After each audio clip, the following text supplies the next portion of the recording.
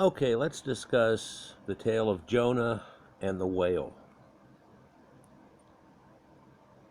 In the story, Jonah is told by Yahweh to go to preach in Nineveh. This is ancient Sumeria. By this time has tweaked through 2 iterations and become Babylon as we know it. But he cowers away from God and his instructions, and instead of east, he travels west. From Phoenicia, ancient Phoenicia or Canaanite lands, he gets on a boat in Joppa and heads to Tarshish, which at the time and after we would call Western Gaul, modern day Spain. Above Cadiz, there's an ancient port that's supposed to be connected to it, but of course the resources sold out of that port were gathered from far away. And there are also connections to ancient Cornwall.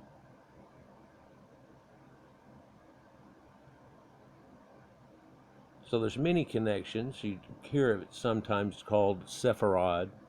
The tin of Cornwall was used for fueling the Bronze Age, etc. And we've looked at other things about copper and where it even came from. Let me start with a preface by saying that whenever I so-called tear up these stories in the Bible and things, it's not because there's no truth at all in it. It's because there is truth in it, or it was adapted from other things that well predate it. And though the story comes out to twist one way, it actually was another. And it's a great teaching tool to show that in effect, and how these stories get passed on and perhaps changed and twisted over time.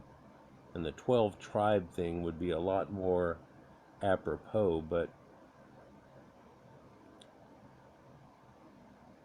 I don't mean to, whenever I do these videos about the Bible and things that are said in there, like they couldn't fit all the people on the ark. And then if you'll watch my older videos, I have ones where they found the story of the ark and the ancient Sumerians and where that idea comes from, and it was a localized flood. If you want to go back to a giant one, that was the end of the Younger Dryas event at the end of the last ice age. It doesn't correlate, but that tale was passed down too.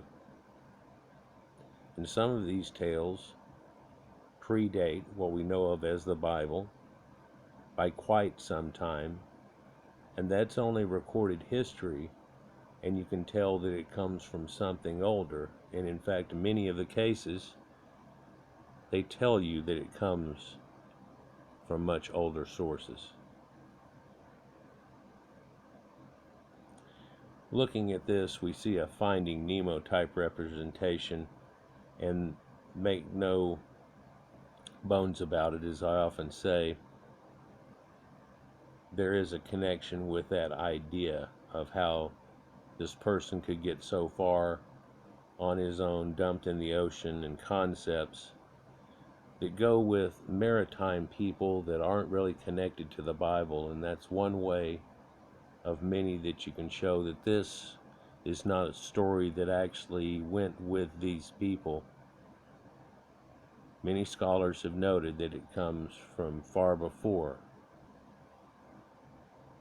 One of the times I was studying this whenever I was a kid and fell upon this was ironically at the same time things culminated, and in the ancient Star Trek movie where they have to go back in time and save the whales, that's a cetacean department that girl was working at, and so on, learning those terms and words and things about biology and the things that go with fish at an early age, because I had fish tanks and so on, and working all the way up through and learning all about it and its connectives. Have made quite a few connectives And being able to study with an open mind the different peoples and their beliefs of the ancient pagans and everything that you would call them now was quite revealing. See if you won't see the same connection as I go through this. So in Jonah and the whale, he leaves again. God wanted him to go to Nineveh, and he takes off out of Joppa and goes to Tarshish, which we figured out has been Spain. But on the way, a storm ensues. And Yahweh's a storm god, and they noticed that this was an eerie storm and it was unnatural. And they feared that the ship would be lost, like Gilligan's Island, and tried to blame and discern who was in error with their own gods, each of his own. It's portrayed there that they didn't, who's pissed off whose god to make this happen. And they drew lots, and Jonah was shown as the shortest straw, and to be sacrificed to the sea in the manner of the Phoenicians when hard pressed at sea.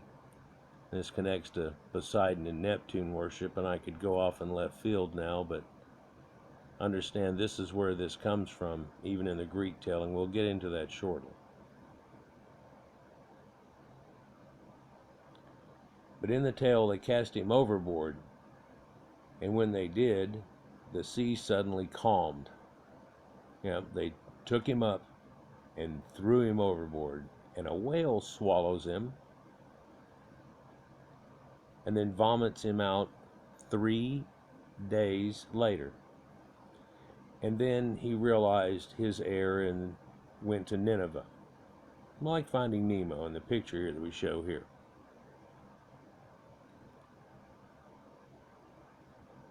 So there's an Aesop's Fable situation going on here with the Greeks that helped form this out of another tale that is actually from El and the god of the Canaanites and a maritime people that were real famous at that time and still to this day. And it goes with 3 days, and you're going to notice that happening over and over again. We could do a drinking game right now.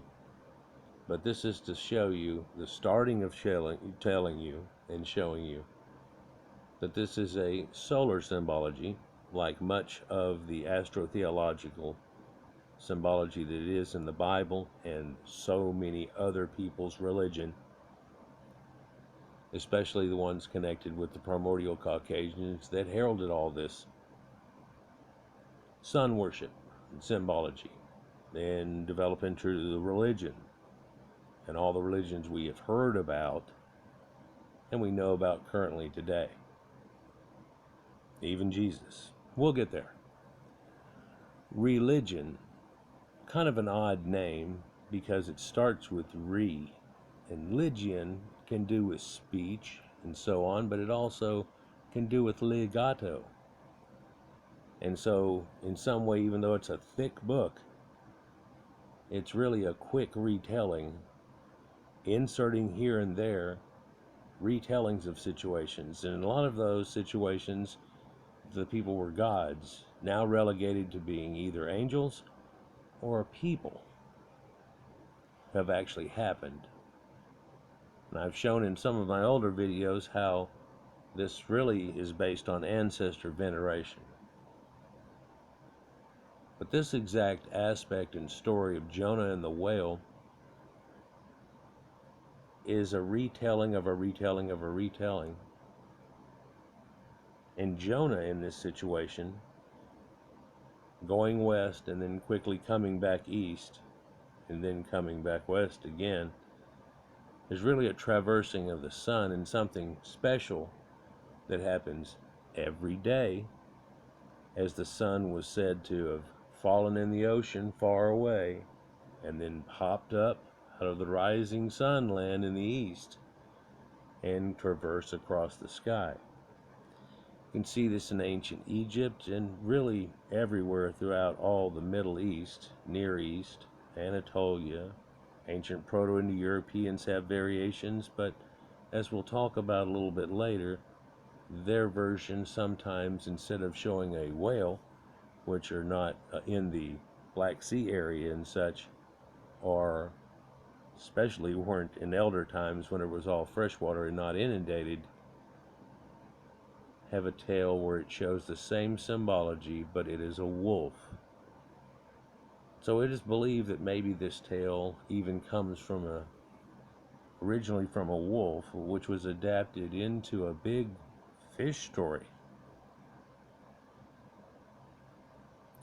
So follow me here as this storm god goes through this, but is this, it sounds so far-fetched to eat him and then keep him like Finding Nemo in a pocket of air somehow that it keeps respirating in, and then he recants and prays to God and then spits him out.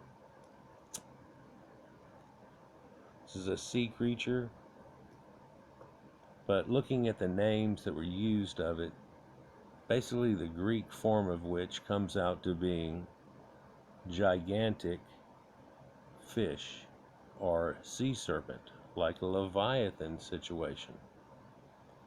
Then we have a Neptune connective or Poseidon again with these people, where the Kraken itself is unleashed every day to eat the sun as it goes to the far west, and because the Kraken can go everywhere, he erps it back out the next morning as bequested by Neptune, and it spits across the sky. But that's whenever some people viewed Neptune as a major god. And you can see that in the reflected actually in the idea of him being a god of horses and all of these other symbologies that I talked about in a recent video. Let me keep from digressing and try to get to the root of the whole situation. Cut the tree off and let's look at the rings. There are parallels and origins all found out, and it's actually become known as the Aryan solar myth of the sun. And it's found and retold in many, many different retellings, of which sometimes in things we know of as Jesus and the telling of his life and so on later. But coming from East, the Hindu religion has Sakriti Deva. It's swallowed by a great fish, but he's unharmed. He wanted to marry a princess who would only marry a noble who had seen the fabled city of gold, like El Dorado or heaven or Nirvana or so many other places. On his journey, though, his Iliad, like Gilgamesh in a way, on a visit to a fisher king, his ship came apart in a storm, and he was miraculously caught by fishermen of that island. 3 days later, you can drink now. When they caught the fish and cut it open, because they were enamored on the idea of like, wow, they had caught a great fish and everything, and it was all bulging, and they went to fillet the thing open, and out pops this guy, and he's alive and saved in their mythology. Can't go into too much depth on that, but let's just move on. I could go right next door to the Persians and work my way like the sun, but oh man, why not? Why don't I flip-flop around a little bit? Make a more accurate connection here to ones we know and the symbology that goes with it. The Greeks, via the Phoenicians, or the people of Canaan, have a tale of Hercules. Hercules is the zodiac and going through the solar year in itself. We've talked about this in other videos, and a lot of you listening are probably extremely aware of this. But Hercules in one of the tales is swallowed by a whale or a sea creature actually at Joppa. Right. Anyone ever see the old Clash of the Titans? Part of it was set in Joppa. In fact, the Hera lady there, that whenever I think of her saying, in Joppa? Anyhow. Because, again, when I was learning about this, that movie came out whenever I was a kid. And so I was making all these connections and stuff, and the movie came out, and I'm like, look, people are embracing this again and so on. And then it fell to nerds, and I found that I was actually some kind of weird, twisted, hippie nerd. So, whenever Hercules was swallowed by this sea creature, he was swallowed for 3 days and nights in a dog, in its entrails. Now, this could make a lot of connections, but in the Herculean tales and in the tales of El and Cronus and so on, there are a lot of dogs and dog symbology. But where does the idea of a dog come from? Well, the symbology, actually, believe it or not, is from the idea of a dogfish. Yeah, and they say that it's a type of dogfish. Anybody in northeastern America would know that dogfish are actually a type of shark. That's got a sedentary shark, like a cat shark and so on, and they don't really get that big, and that's not a viable answer, but it's definitely there. And that, some of these sharks still to this day are looked at as being some type of vicious sea creature, especially from Jaws and so on like that. But it's also relating to a local practice which was talked about of the Greeks, of dogs, letting dogs devour the carcasses of the dead, which actually harkens back even farther, much like the earlier deists, which let birds take the person to heaven, and where they put the person up on a dais. In certain cultures, they would set it on fire, like is seen in Conan the Barbarian, or maybe even Star Wars. But then in the other deises, they put them up in the air and let birds come down and eat them, and then take them symbolically up into heaven. And this is of the oldest stuff. We see it in cave paintings and such, and I've shown videos about it. We see this today is still taken through to beyond angel wings. It's related to doves, but actually related originally to vultures, which we in America would probably think of as buzzards, and he's the harbinger of death or doom. But you can see this symbology held in Göbekli Tepe, and you can see it carried on for thousands of years through all the way to Egypt, where they use it on the uraeus and the headset and so on. And others use the same symbology in the flying sun disk, and where people are supposed to go whenever they pass. So the labors of Hercules are mimicked in Samson, which is actually Sham's son, and Shams or Shamash is the sun god, the ancient Sumerians. But also with this tale, again, a solar deity is reborn after 3 days, and this is the winter solstice. This is the point I explained to you, that solstice is actually meaning that the sun, soul, sans stasis, or still. And you think of all the solstice events, and it's not standing still, it's marking a point where it's not. But what actually happens, if I can quickly tell this to you, is the sun reaches its lowest point in relation to Earth as it dips to the southern hemisphere, where they're having summer, when we're having winter in the northern hemisphere. Everybody with me? It reaches its lowest point, but it falls 1 degree per day. The Sumerians put this out. And it falls 1 degree per day, and where it's coming up each day starts to be around or on the ancient constellation known as the Southern Cross. It's the sign of the Southern Cross. Anyhow, and it does so on or about December 21st or 22nd, really. You can notice that now it's not moving slightly, but it's stopping, and it's running the same course for a few days in a row, a few times, cycles, and then starts to pivot back up. And it's because of the wobble of the earth and stuff that it actually looks like it pretty much stops and stands still or dies symbolically, and then starts to rise again to save all mankind. So the ancient tale was that the Son of God, because God created that, right, and let there be light and all that, so the Son of Man here died on the cross, and December 21st, and 3 days later, he would rise again to save all of mankind. You think Jesus doesn't have a connection to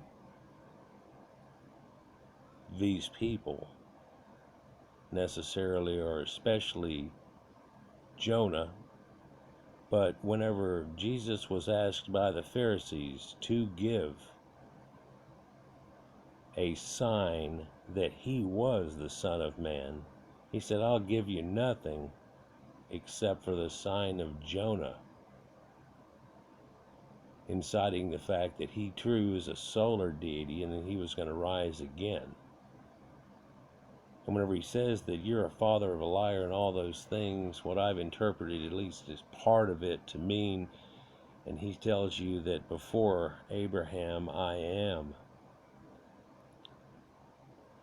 he was actually mentioning the fact that he knew of all the things from before, and that sun worship had developed all this shit, and therefore you aren't even aware of it. You've taken and gotten it so deep that you're standing in it and don't even realize it. You can't see the trees for the forest and the symbolic tree itself.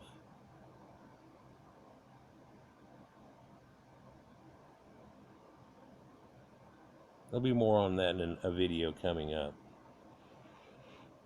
But the Greeks definitely have this idea, and it's that solar deity that's reborn after 3 days, and from the people of Phoenicia, they would have fallen through the pillars of Hercules magically and ping, fallen into the ocean, much like you hear about the stories of the one that took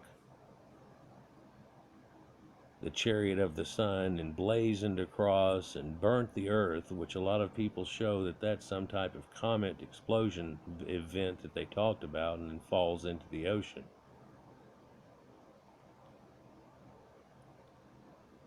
But Tiamat also reigned in a winter abyss.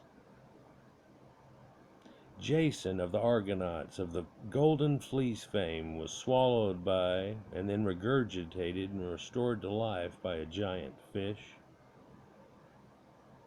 Jonah swallowed by this dogfish we talked about, or shark. The Latin name, the name that comes across in a lot of the literature, is Carcharis, or Charadon, which means shark, actually. In fact, Carcharodon carcharis is actually the great white shark. You'll learn that if you watch Jaws, and he starts going, well, what kind of shark is this? And they go, it's a tiger shark, and he pulls the big tooth out of a boat hole that guy's head bops out of, and so on, and he tells him that this is a great white shark, and the bite radius that goes on, and so on, like that. By the way, the great white shark, due to pandering that we're currently going through, is now going to be renamed the average Caucasian shark. Dudunch. Thank you. I'll be here all week. Tip your waitress. So the sun god was called Iona, and it begins with Io, and it's the beginning and the end, the Alpha and the Omega. It's the sun that ignited, that gave life to our little solar system that developed through us. And it's going to be that sun whenever it goes supernova that takes out anything that's left, perhaps millions, if not billions, of years from now. We've got to branch out and become the space people we're right on the edge of now. And this is a strange period in time where we can look back not too long ago at these archaic things and what people thought, and how science has proven it into a situation, and now we're up in the heavens doing this thing and passing on into another people that are much like the Star Trek people. And it becomes full circle when you grow up with all this situation happening around you in a strange way. But Iona is the name of a sun god. Doesn't have an H on the end, and there was no J before the 1300s. We see that a lot in the Bible, and its names and special places and people a lot of times contained J's that didn't exist at that time. But as soon as it did, there's that letter. But Iona goes with Owanis or Owanas.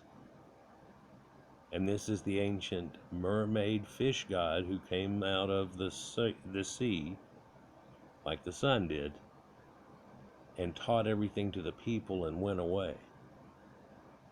The ancient Sumerians talk about how the gods came and taught them everything.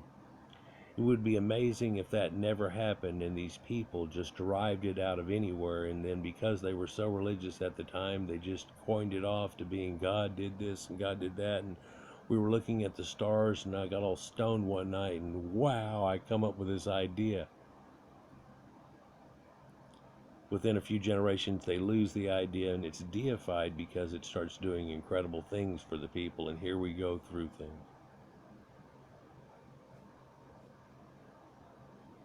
So, like Finding Nemo, there's been a few people we've already seen that somehow get in a whale or a giant fish, looked at as a leviathan or an unknown creature. You know, they say in the Bible where studies have said, well, it's not a whale because they describe it as a fish, and whales aren't fish, they're mammals. People back then were unaware really of whales, and people living all around the Mediterranean hardly if ever saw a whale. The Phoenicians definitely did, and they told stories about them and put them on maps. And there'd be dragons here and there and all these crazy stories that come out of it, and big fish tales. We're talking about one now.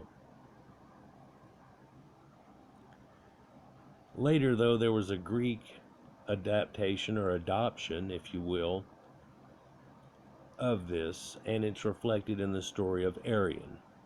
Not the Aryan people and things that I talk about sometimes, the actual Arian, the philosopher and statesman. He was a barge, a sage, wise man, etc. He sailed for the Mediterranean, got rich from being Corinthian and originality of himself, from going from Sicily and Italy and back and forth and using trade. He boarded a boat back home because of being homesick and laden with riches. 3 or 4 of the 12, which is seasonal and also solar in the idea, came to him for his riches. He said that they could just have it all and if they'd spare his life, and they said no. He begged to be just allowed to jump in the sea, and they're far out to sea now on their journey. And when given a moment, he gazed at the sun, they say, and up into the sky, and then jumped into the overboard and gone.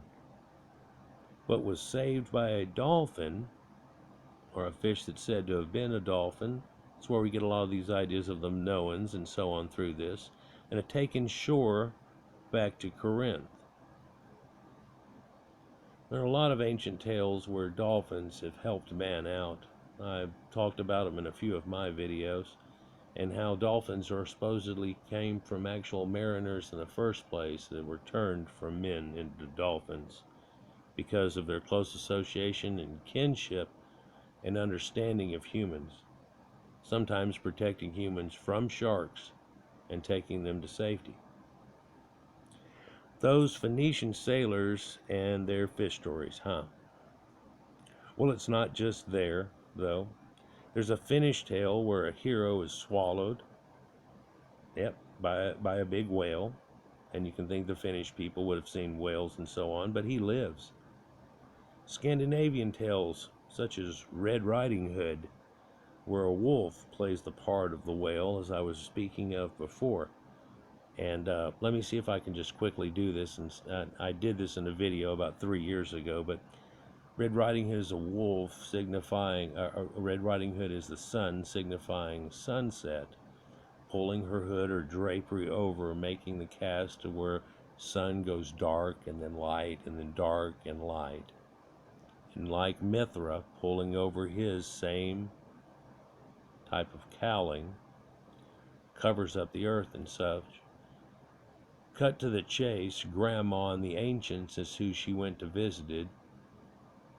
And in doing so, she found out that her grandma was dead. And this imparts kids in the story with death and their understanding of it here. But it goes in cycles and through, and then you are the grandchild, and so on. But in the trickery and the finding out of the situation, in the real original tale of the woodsman, the girl actually gets eaten. And in its essence, in the first telling of it, the creature then goes to sleep, and they cut his belly open, and the girl pops out alive and whole, not chewed up into bits. And it's actually a solar representation and the same story. How long did it take for them to find the wolf and track it down? 3 days. Have another drink.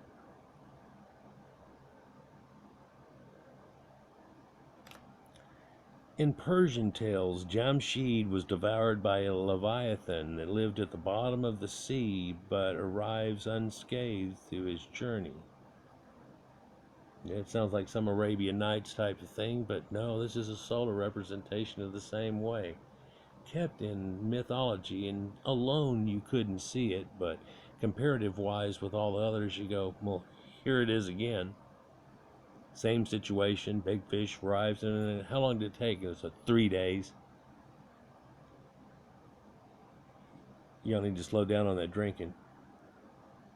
All of these tales stem from, it seems, an early Canaanite solar myth, which also is heralded from the Proto-Indo-Europeans that we've shown actually are from there in a much earlier wave than people talk about when they talk about Aryan wave and Proto-Indo-Europeans, for there was a first initial one that ended up making up the Proto-Egyptians and the people around the entire Mediterranean without no boundary.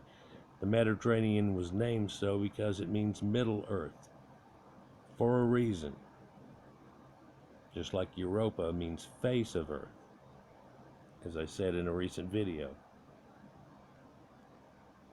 But these tales gave us the tale of Hercules that we know, jumping into the sea creature's mouth, and for 3 days tore out its entrails, which is kind of telling with burial practices and so on, something like Braveheart. But again, it's the Jesus story. Sometimes swallowed by a cave, rising again from certain death 3 days later. Again, our Christmas is using these 3 common metaphors and some other stuff used by Sumerians and Greeks and Egypt and even Roman Saturnalia, which is where a lot of this religion and the earliest one came from in the Old Testament, as I've shown repeatedly, with some common Germanic and Proto-Indo-European and Druidic, just for good measure. But the New Testament has it too. The New Testament in Matthew 12:40, Jonah was in the whale for 3 days, and so shall be the Son of Man in the heart of the earth. This is whenever he tells them, I'm going to die and be resurrected and stuff. And all of these tellings that he had and he said was going on that culminates. Really, this biblical idea is a culmination of all these concepts back to something that had been told over and over and over again, just doing it one more time to these people who seemingly were last in line, whenever all these Caucasians that are around them had already have it going on well before. So it's not a tale about the one that you think, but they all went through a strife that was somewhat similar, and the tales that they tell are somewhat from older tellings, pulling in almost every one of them. Clearer form if you look into it correctly. So it's also seen, of course, as I said, as the Pharisees asked for a sign, and he says there'll be none except for the sign of Jonah, which is sun symbology, and whenever he was going to be resurrected in 3 days. And that is the core of the whole belief system that goes along with the New Testament and the culmination of it all. A symbolic looking for a rebirth, a sign of youth, a way to go on into the next life and something more than the life we're living. I'll get into that, into a more philosophical look in a video upcoming that I've been planning, but I really need a little more resource before I can figure out how to present it correctly enough and not feel like I'm just leaving it out and saying the word "and things" a lot. So, the swallowing up of day by night in its simplest forms, including the myth of the sun dying each day, swallowed up, or the Egyptian mythos, clearly we can see that they have that solar deity in its situation, and this happens every night. And the only one that can save them all is Seth, the god of chaos, but he's immune to that hypnotic apep snake crap, and he gets them through the duat in the underworld, and they flip back around for another time. We've also talked about Irish connections to the same idea, and the reason we still call it the Milky Way today, and other symbology close. But the symbolic 3 days that later the sun also rises, praising the coming sun each and every day like the proverbial rooster, or the raised baboons by the Egyptians that would praise the dawn. And the cawing of a rooster 3 times is seen in the Bible also.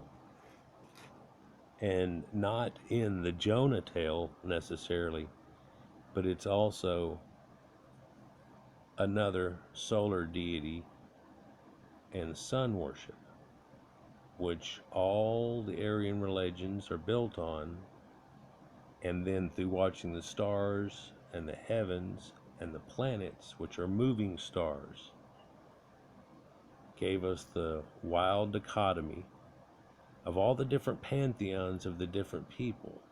But make no bones about it, the Bible has a pantheon too. It's just now derived into angels, some of which who used to be other deities or stars actually.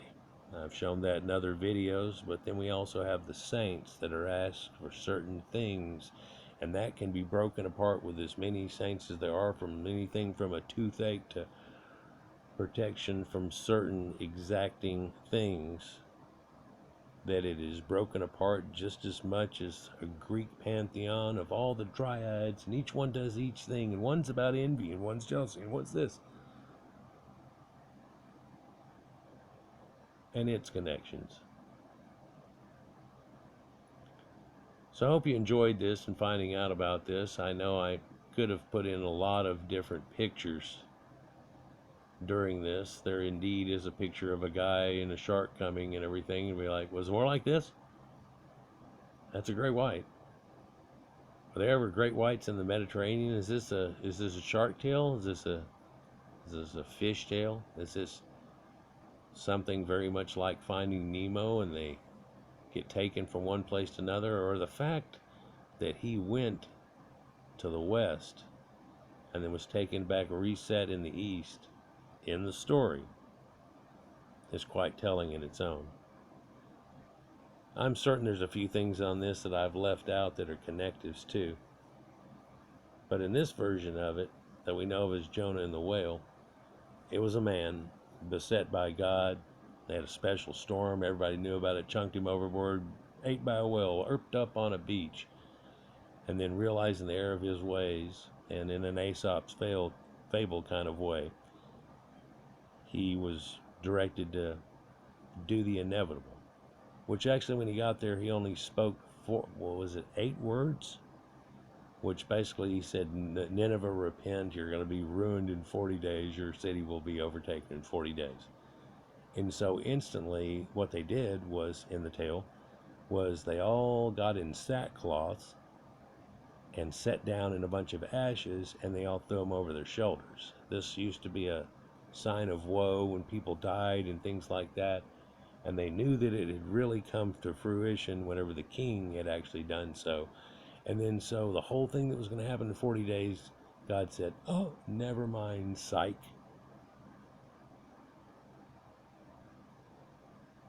Like, share, and subscribe, and enjoy. Peace.